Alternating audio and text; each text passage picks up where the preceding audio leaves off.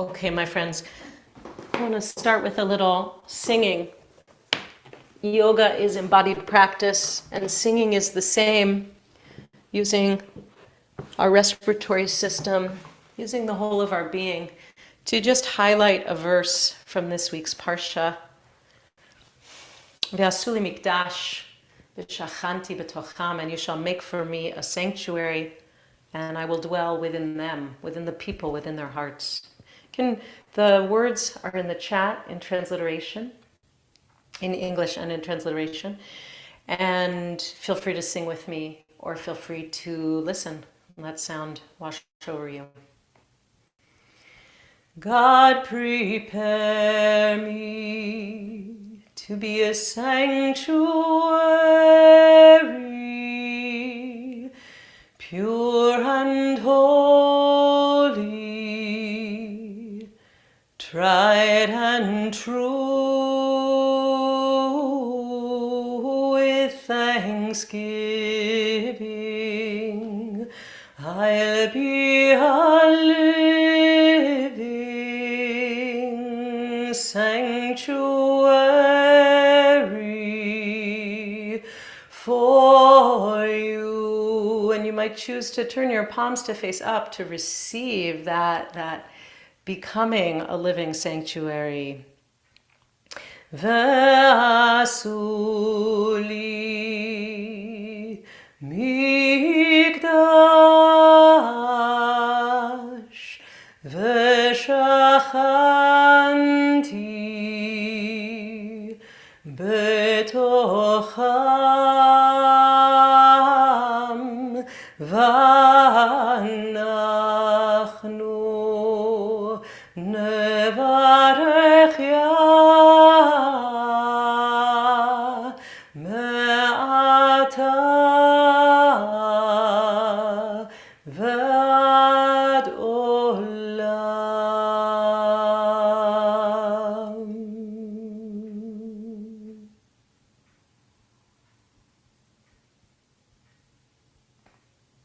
You might notice how sound reverberates within you.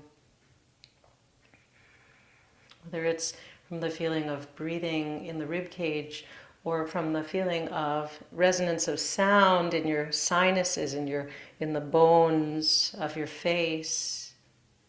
You might feel that resonance and already note we are building this inner mishkan, this inner tabernacle, which is what we're going to focus on today. And just notice that we've begun. You've begun. Feel any reverberations, echoes of vibration and sound within.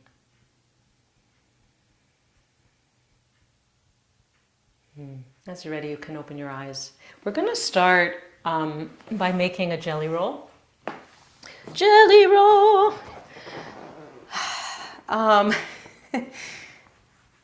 You can, if you're feeling like you're pretty flexible in your spine, you'll start from this fold and you want to iron out and make it nice and tight. Go from the folded end to the fringe end. Right, so that would be your roll. And place it on the upper half or upper third of your mat. If you're feeling like your spine has less flexibility or you're just really tight right now, this is gonna be, you want less in your roll. So take the fold from here and once again iron out, and now the fringes would be on the side of the blanket and roll from the folded end to the open end. You can iron with your hand as you go. And again, we're placing the blanket about the top third of the mat.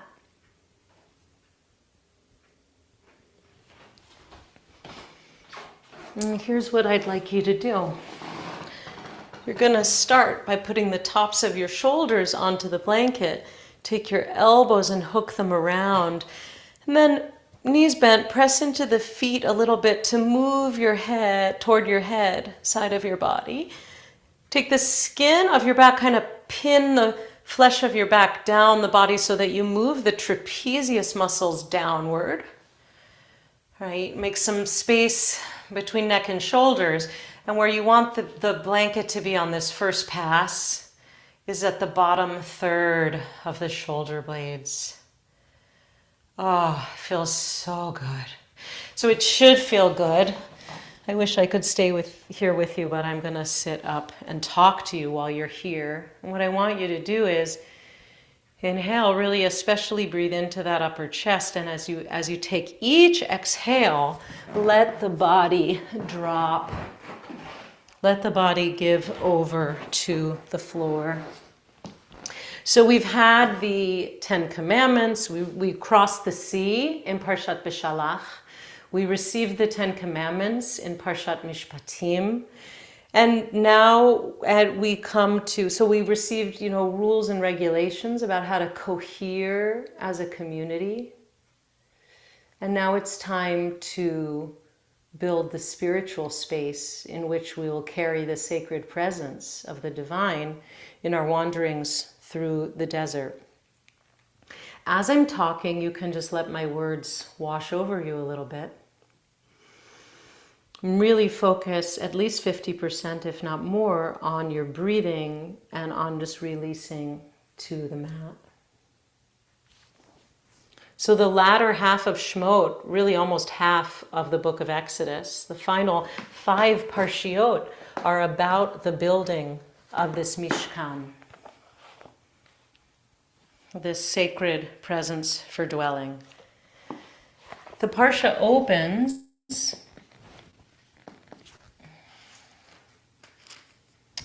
the Lord God, Yud-He-Vav-He, God, spoke to Moses.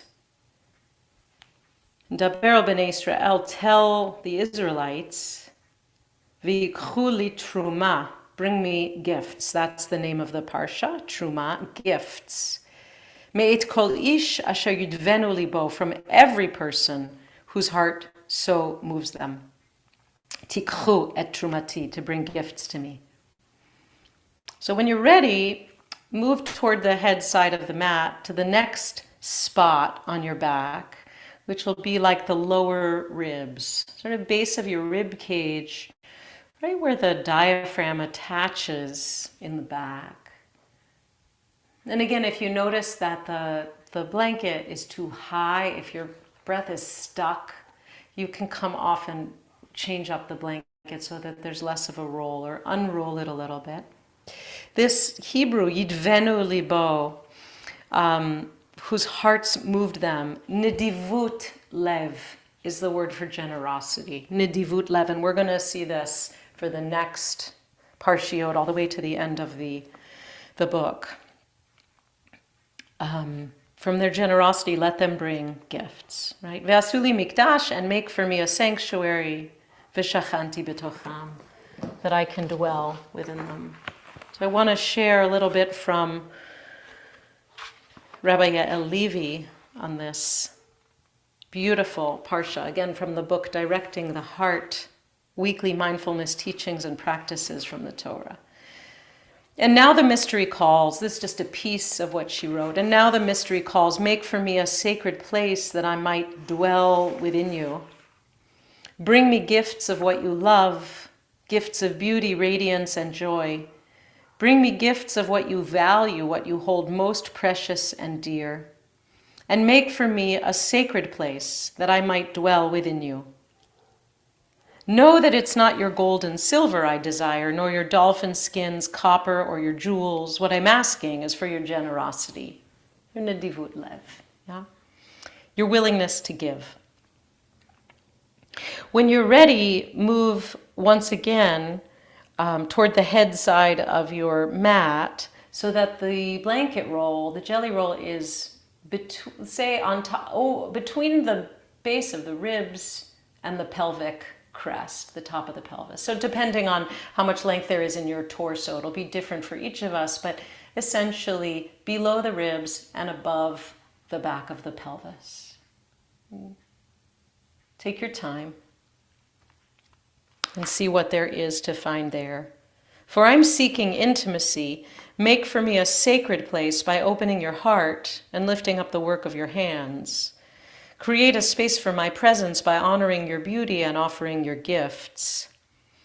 I come to you on eagle's wings, and in the silence of each breath, cultivate your wise and generous heart so you'll seek me and find me in the unfolding of your life. Make for me a sacred place that I might dwell among you. That's the betocham, among them, within them. Fashion for me a community filled with intention and care, a community that appreciates beauty and inspires gifts of the heart. Make for me a community that lifts up its values, honors its traditions, and is willing to change and grow, a community that recognizes the holy in the faces of each other. And when you're ready, we'll move to the last spot, which is press into your feet, lift your hips just slightly, and place the blanket roll just right under the back of your pelvis. So you have a very low bridge, essentially. The hips are up and the tailbone is extending toward the inner knees. And again, on each exhale, the sacrum is dropping. The lower back is dropping. The back of the pelvis is dropping and releasing into the blanket. And just stay with that, stay with yourself and your breath as I continue. When we were on the mountain, I showed you the way. I revealed to you the patterns through which you bring me to dwell. And while I am present in the boundless, the spectacular, the transcendent, the grand, my desire is to live among you in the intricacies of your everyday. So please, light your lamps, set your tables, invite me in.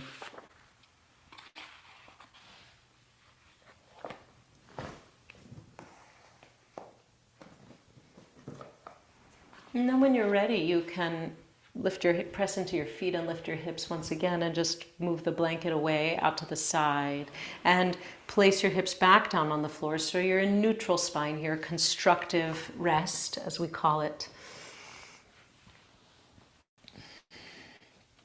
What we've done is allowed, maybe even you got some chiropractic adjustments, movements. Sometimes that's nice, no extra charge for that. We made some space vertebra to vertebra so the discs can have more space, more opening. And we're building, as I said earlier, this inner mishkan. My body, your body, our bodies as a mishkan. Through the way I care for this body, the way we care, each of us, for our own body, we can invite God in. Can this body be a mishkan, be a sanctuary rather than something that I'm in conflict in, right? So this body, our home for this lifetime, this really this shell in which the soul lives, this animated self in which the soul lives for this lifetime, can we treat it as a mishkan, as really a sacred space, a blessed space, and not be in judgment of it and be harsh with it. Rabbi Shefa Gold says, ultimately the only gift we give, the only truma that we give, is ourselves, our full and available presence in each and every moment of our lives. So that's really what we're looking to achieve. And as you're ready, you can start to roll over onto your side and come up to seated position, and eventually we're coming to standing. So the questions are, what are my unique gifts and talents? What is for each of us our truma? And how are we called through nedivut lev, through our own generosity, to bring our gifts forward from the heart out into the world, to ourselves, to others, in our families, in our communities, and to the planet? And how can we help and invite divine presence, that sense of shachanti betocham, and of course the word shechina comes from this too, the indwelling feminine presence, l'shachen, to dwell. How can we invite divine presence more deeply in for ourselves, for our communities in this life? So come on up to stand. We're going to go through some standing poses in a double sequence, i.e. we're going to go through it once with the chair, if you have a chair, and then freestanding. And just feel a sense of getting support as we build this mishkan, this sacred place within. Place the chair in front of your mat. We're going to take a wide leg forward bend for starters. So legs are wide. The outer edges of the feet are in line with the mat, or even toes turned in. If you're able, if you like that, keep a lift on the inner arches and the inner ankles. Take the hands to the hips. Inhale, lift the sternum from the center of the chest, lift up, draw the elbows back. And as you fold forward, crease at the hips. And you can take hands to the chair or elbows to the chair or crown to the chair. It's just coming to an easy wide leg forward fold. See that you're not hanging back in the heels. The heels and the sitting bones are in the same line. We're drawing the thighs back in space, and we're drawing the pubic bone back in space. Keep a micro bend on the knees. So you want to feel some kind of edge, a little bit that we're starting to dive into sensation, be it in the hamstrings or the calves. But, you know, an easy edge where we can breathe and pause and feel. Spine is long. And then come on up as you'd like.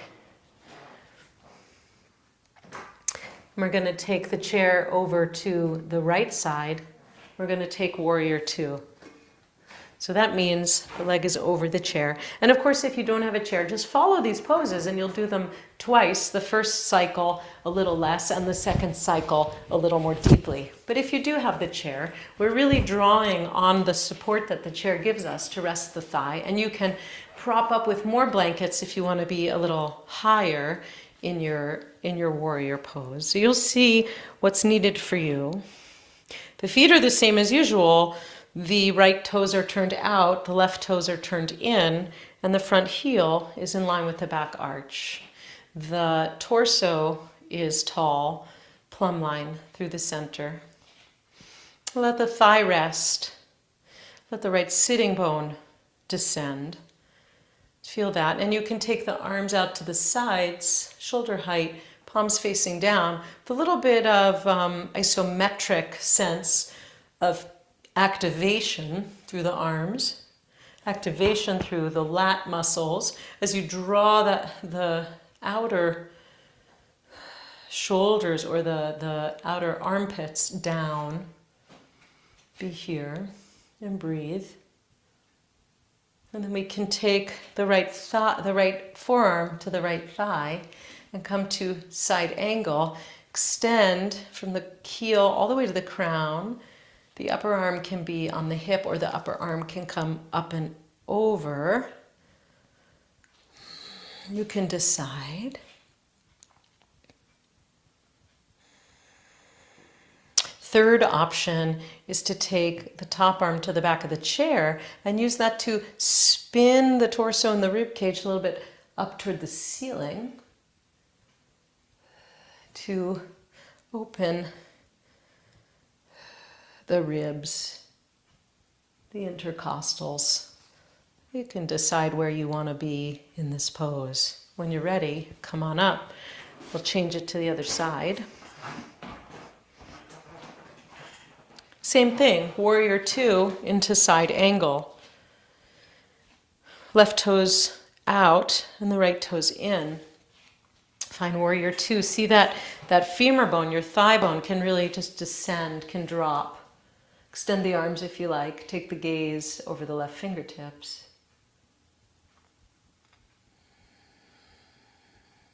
Let the bottom tips of the shoulder blades descend. Hopefully we've really, in our warm-up, garnered for ourselves a little bit of awareness and attention to the spine and the shoulder blades on the spine. Countered a little bit of computer-itis, maybe. Left forearm to left thigh. And then, again, choices, always choices. The top hand can be at the hip. The top arm can come up and over.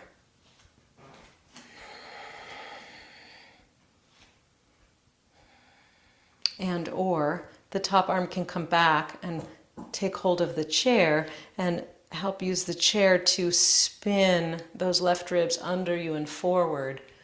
Woo! And take the gaze up. Golly.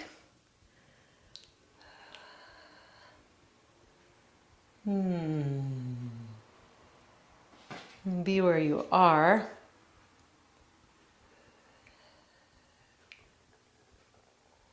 Open and settle.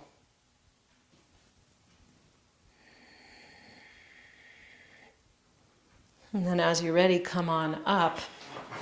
Next, we're going to go to triangle pose. So this is just pedagogically speaking, right? We're going through our series of side-facing standing poses. It's a nice little sequence to remember. If that feels important to you, you can just hang on to that. So triangle, you can place the chair just behind the foot. Right toes out and our left toes in. Really stamp those feet down. Inhale, fill the shape, fill the form of this Mishkan, this beautiful body we have. And then exhale, shift the hips over to the left as the torso comes right and the hand comes to the chair. And at first, just that top arm, leave it at your side, leave it lengthened. So what we're working on here is the stability of our legs. They're both straight. And the length in our torso, right? So this isn't a side bend. That's really important about this pose. That's a really important alignment point. There's length in the torso, and this right thigh is externally rotating, or this, you could say that the same way by saying the right sitting bone is going down towards the floor, kind of in the direction of under and around, spinning around. Right, so let's just find that action. Can always take it deeper next time. I could stay here all day. It's quite lovely. When you're ready, inhaling, come on up. We'll take the other side.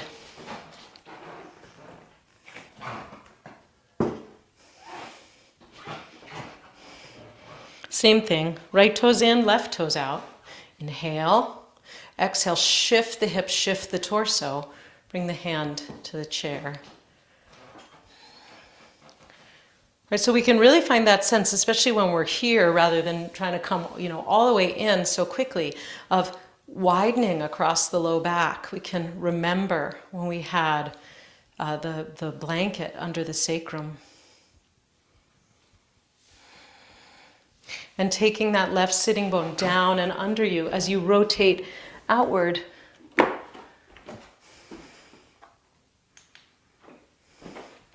With the front thigh, with the left thigh.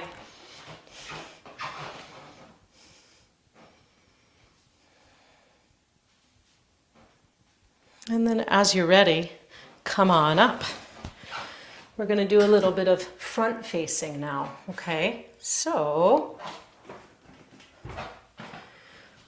forward bend, feet hip width apart. Inhale, lift the heart, and exhale, fold from the hip crease. It could be hands to the chair. It could be forearms to the chair. We want to find a long spine first. Again, pubic bone going back, crown of the head going forward. It could be crown to the chair, the arms extending down. So just see where you want to be here.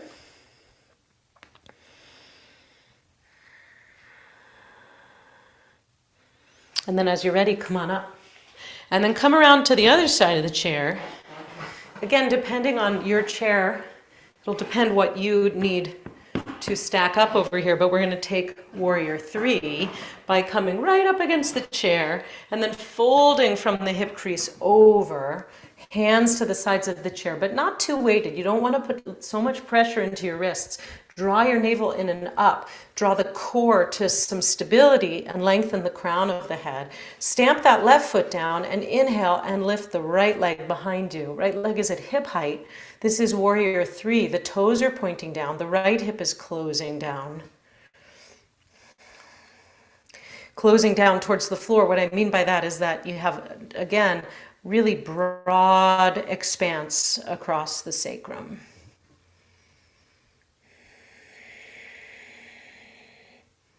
Ve'asuli mikdash, make for me a sanctuary. And this is what we're doing in our practice, whenever we practice. And then take the right leg down, stamp that right foot down, lift the left leg up. Same thing, the toes, all 5 toes on that left foot are pointing down towards the floor. The left hip is closing down towards the floor versus opening, right? That would be half moon pose. But we're on warrior 3 pose. Hip points facing the floor. Renew that sense of lengthening through the abdomen. Navel toward the spine. And then release. Well done, everybody. So that's the whole cycle. Let's do it without the chair. Or if you prefer to do it again with the chair, go for it. It's so pleasant. It's so lovely. So we started with wide leg forward bend. Toes pointing in just a little, legs nice and wide. Inhale, lift the heart, take the elbows back. And exhale, fold forward from the crease of the hips. Hands now come to the floor. So find your stability. Draw your thighs back. See that your weight is even through the foot. You're really lifting up through the center arch, right? So you're not hanging into the heels or the Achilles tendon, and you're not falling forward onto your toes. And then if you want to come more fully into the pose, you can bring the head down, fingertips in line with the toes, elbows drawing in towards each other.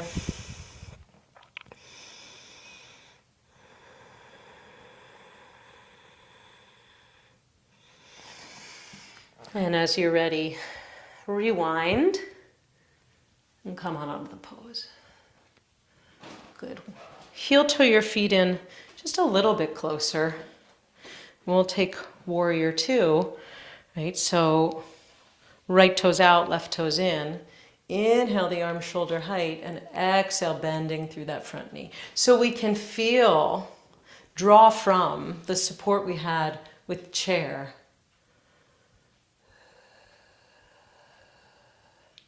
And really feel that Mishkan-like space throughout the body as we come on in. And then forearm to the thigh, upper arm coming over or staying at the hip, whichever you like.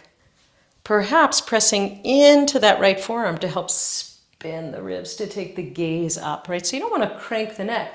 This is all one line from the tailbone to the crown. As you're ready, press into the feet and inhale up. I'm definitely warmed up. I can turn the heater down. Let's switch sides. Going to the left.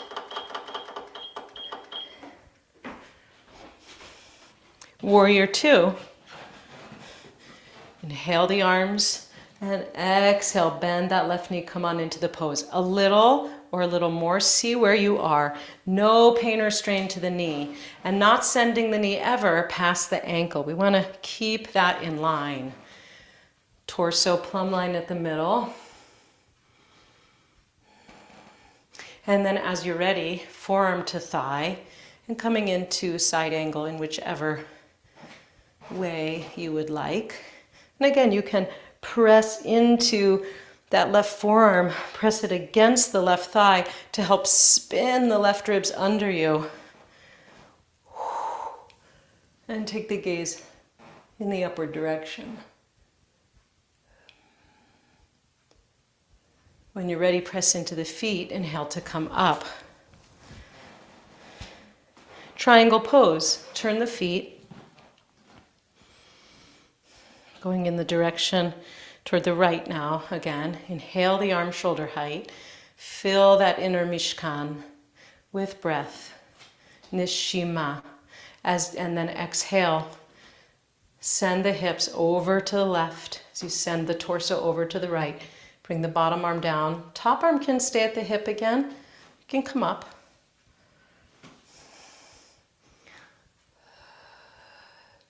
Hebrew is such a beautiful language. You might notice, by the way, that the word for breath, nishima, is practically the same as the word for soul, neshama. There's just that yud there. God's presence within the soul gives us our breath. Press into the feet, inhale to come up. We'll take triangle to the other side. Inhale the arms, and exhale, come into the pose.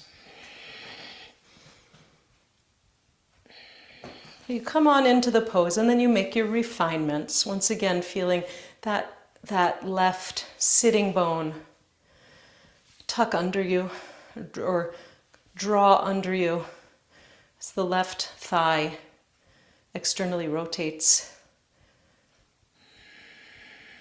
And the hand can come wherever. It might be the shin. You can kind of press a little bit against the shin to open up. It might be just the thigh.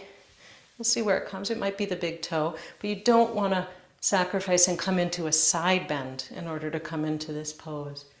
Then as you're ready, press on into the feet and come up. Next thing was our forward bend. So feet hip width apart, right? Feet, ankles in line with the hip bones, right? So not in line with the outer hips, right? So sometimes we think, oh, hip width. But hip width means hip bones, right? So there we go. Inhale, lift up, and exhale, fold forward, long spine, creasing from the hips. Maybe the hands come to the shins, maybe the hands come to the thighs. Press away on your legs and lengthen the crown of the head forward. Find so much length. Again, just like we did with that jelly roll in the beginning. And then you can exhale and fold forward. Maybe fingertips or palms come to the floor. Maybe you want to grab each big toe with the first two fingers underneath and the thumb on top. Inhale to find that length, and then exhale, bend the elbows and fold. So you'll see where you want to be with this pose.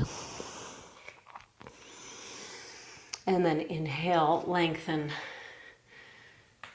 and come up.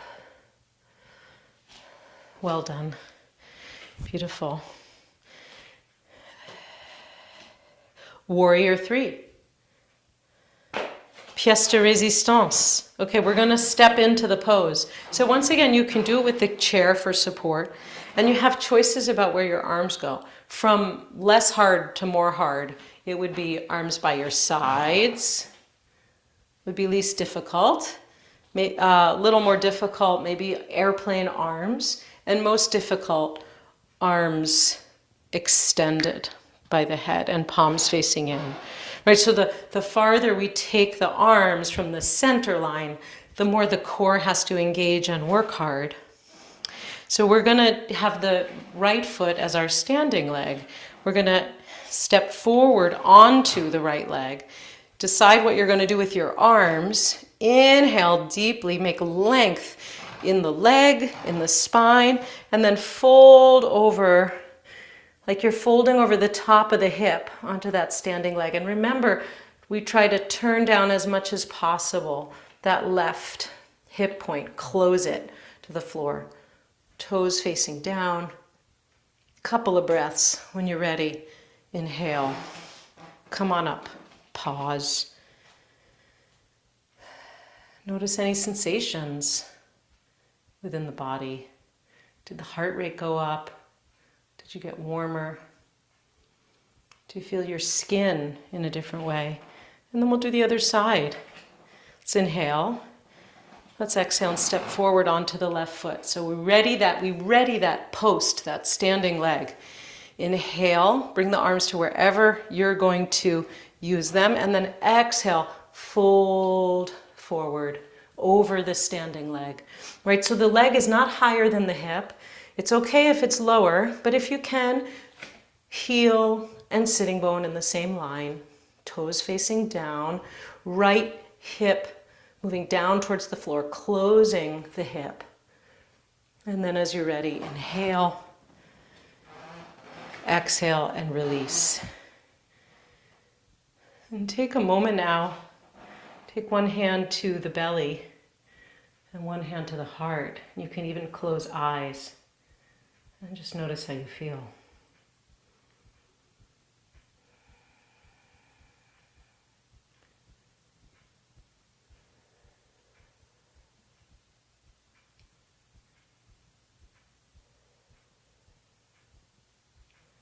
What's there for you to know today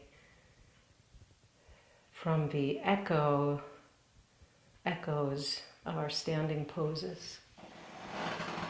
And now we'll come to lie down. You could take your lower legs to the chair, or you can once again make a fold or a nice ample jelly roll to place under the knees or under the roots of the thighs.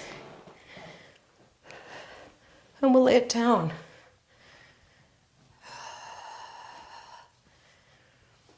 Tuck your shoulder blades under you like wings. Tuck them onto the back and allow the palms to face up 8 or 10 inches from the sides of the body. Let everything release to the floor, to the earth. Let go of the work. You did a lot of good work. Let go of the work. Let go even of the breath, of thinking about the breath. If it's safe and comfortable, you can allow the eyes to close.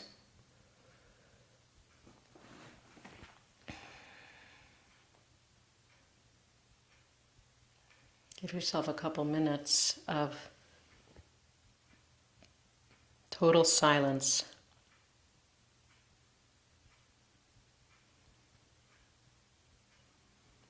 Allowing the wisdom and the vibration of this Mishkan, this inner sanctuary, to hold you, to make space for however you know this presence to be, whether you call it God or higher power or light or divine wisdom, presence, whatever that je ne sais quoi source might be. V'shachanti betocham, allowing for that which knows to dwell within you.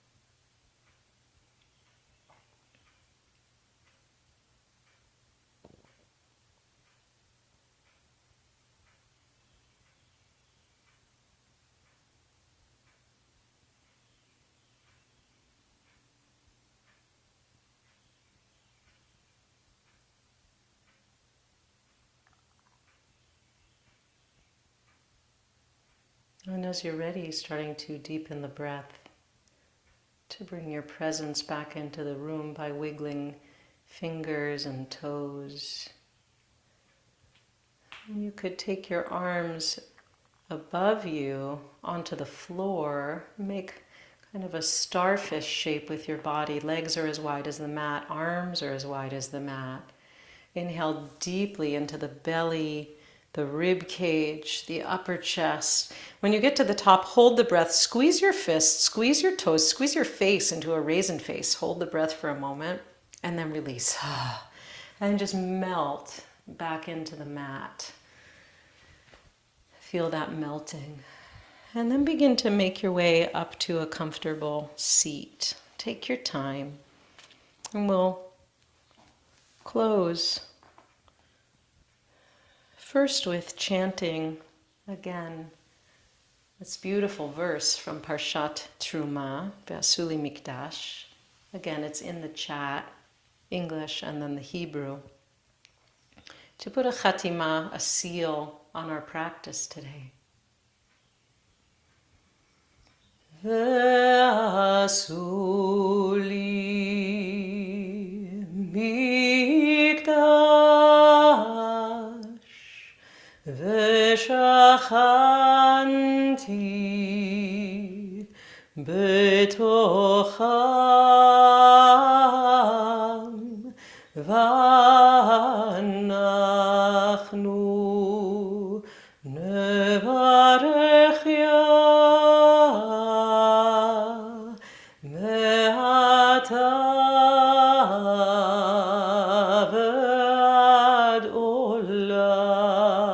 God, prepare me. God, prepare me to be a sanctuary, pure and holy, tried and true, with thanksgiving. I'll be a living sanctuary for you.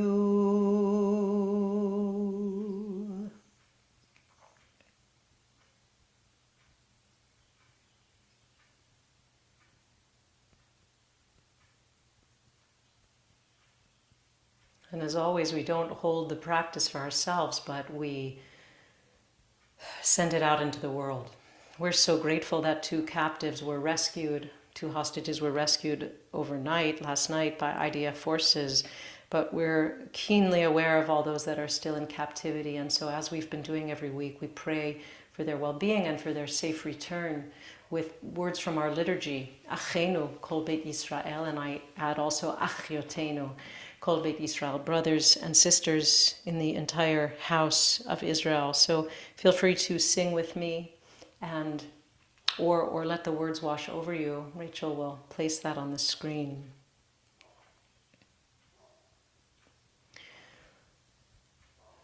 Achenu Kol Beit Yisrael, Achiotenu Kol Beit Yisrael, Hanetunim Betzara uvashivya, Haomdim ben bayam uven bayabasha. Hamakom Yerachem Aleim veyotziem mitzara lirevacha umeafel aleora umishibud ligeula hashta bagala uvizman kariv.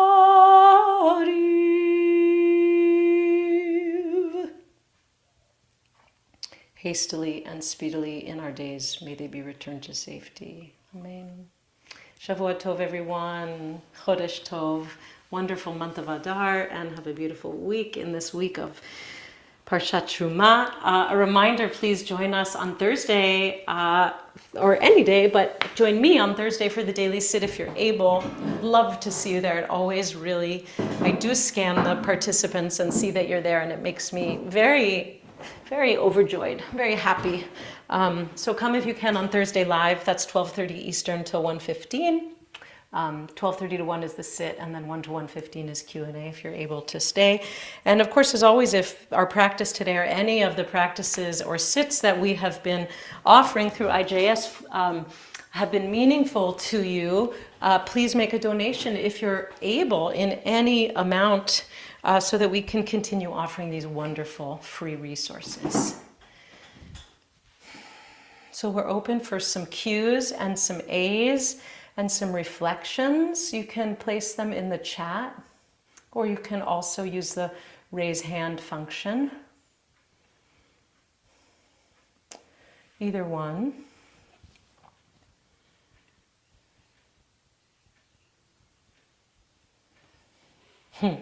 Joy, thank you. My heart is singing. I love to hear that.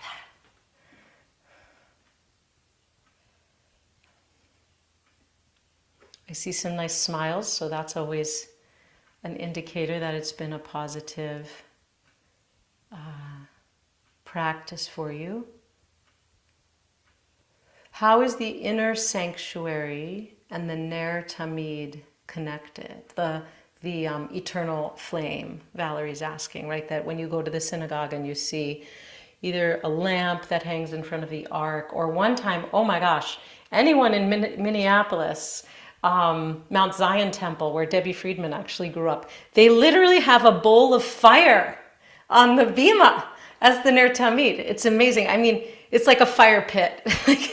And it took my breath away the first time that I experienced that. So just the power of it. How are the inner sanctuary and the Ner Tamid connected? Well, the Ner Tamid is a reminder of God's presence, of God's light, right? Like we have God's presence over the tabernacle, the Aish, the fire by day, and the Anan, the cloud, the fire and the cloud. So I mean, I think that they're two separate things. The Mishkan is the Mishkan, but we have a sense of a reminder, I think, of God's presence through the Ner Tamid. I really love that question. I would like to think more and share it with others. So thank you, Valerie, for the question. Jody, you want to share today's practice? I think it's on YouTube like ASAP because it live streams. So, and then it just lives there. And maybe Rachel can pop that link into the chat so everyone has it. Meg. Also, I'd love to hear from Meg and from others who, maybe are here often and maybe are a little shy. I want to invite you to speak up. Are we able to speak? Yes, please speak. Oh, good. Could you have the I'm just rambling. Yeah, that's good. I'm just monologuing until you talk. Go for it. What you were reading from Rabbi Yael Levy. Could you just have the name of that book, her name, her full name, and the name of the book posted? Because it was just the most beautiful, interpretation of the parsha that I've ever heard, and it was. There you go. It was just so beautiful. Thank you. I'm glad you enjoyed it, Meg. It's one I really encourage everyone to purchase wherever you do purchase your books. It's an incredible book, and I'm glad it landed with you in the same way that it landed with me initially and again. What Yael has done is she's really like distilled the Torah portion into poetry, as you heard, and she'll weave in a verse in her own interpretive translation, and then she really interprets the verse in a mindfulness teaching. And you have to really go back to the text, to the pshat of the Torah, the direct text, to understand how genius her work is, because she's really taking in moments and stories through the Torah narrative and turning them into like 3 lines of exquisite mindfulness.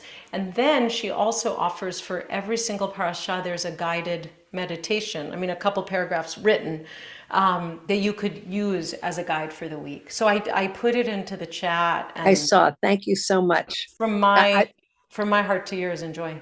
Yeah, I'm pretty familiar with that parsha because I named my son Nadiv Lev when he was born, and it really always this parsha meant so much to me.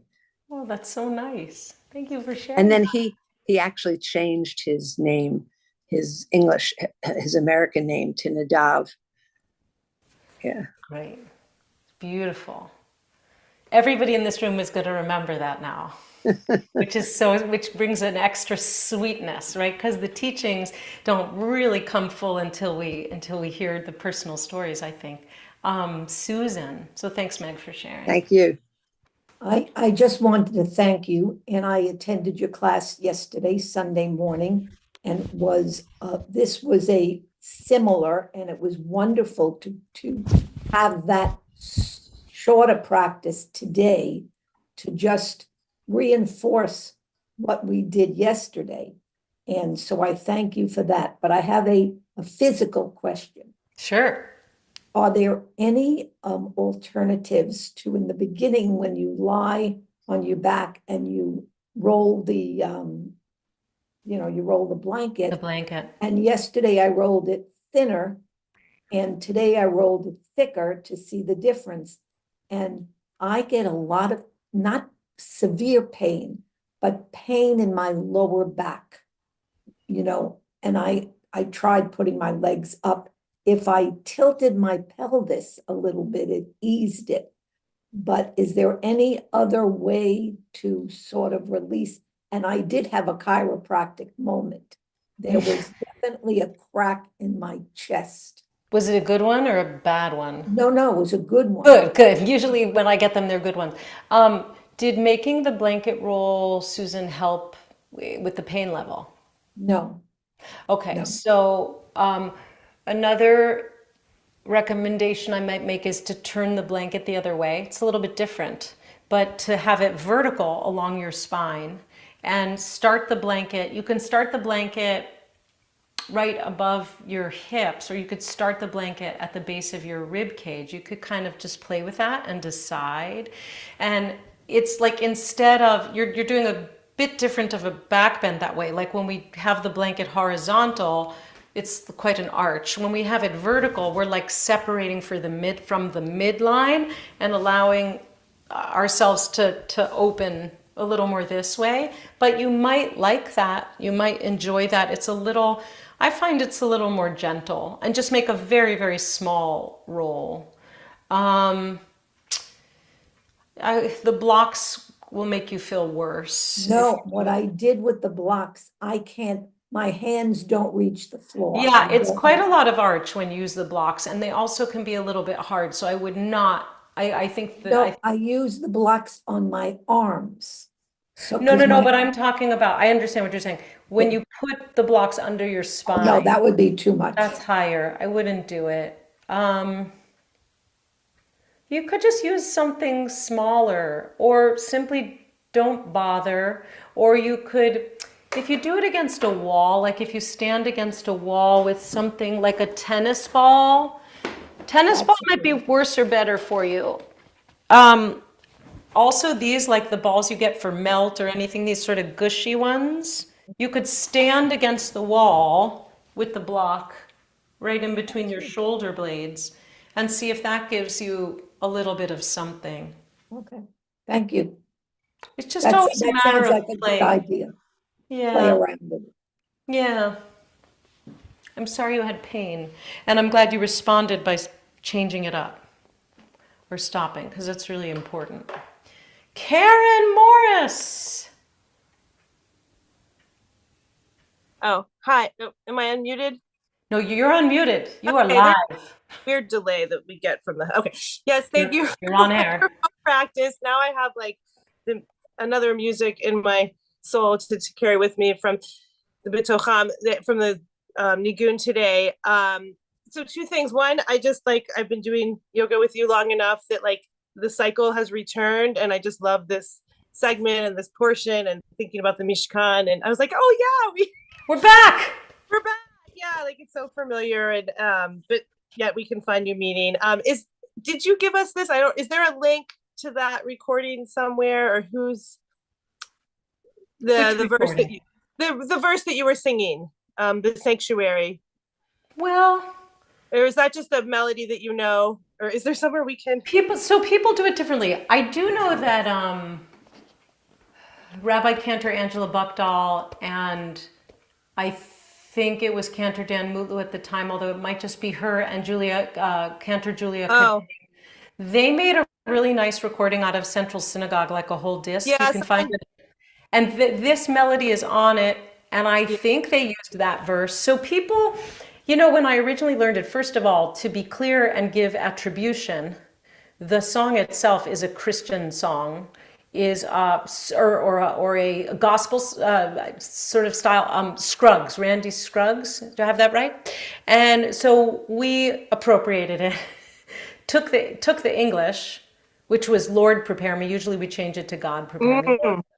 Lord prepare me to be a sanctuary, and then we added the Hebrew of that verse. And most people then add, as I did, V'anachnu nevarechya, and we will praise you, me'ata ve'ad olam, from now until forever. But what a lot of people are doing now, thanks, Valerie. 1982, Lord Prepare Me, Randy Scruggs and John W. Thompson. So you could hear that version. A lot of people use Ose Shalom Bimromav Hu Yaseh Shalom Aleinu Ve'al Kol Yisrael Ve'imru Amen. So some people use Ose Shalom, but so I think I would look for the Central Synagogue. Yeah. No, thank you. It's If another it good doesn't give you what you want, just let me know. I'll Harry Day. make you a little bootleg. All right, my friends, have a wonderful day. Have a wonderful week. Shavua Tov. No class next Monday, President's Day. All the more reason to come on Thursday and meditate together with me. We're going to look really at the same verse, but we're going to look at it in meditation with a different commentary. And so I hope you'll come. If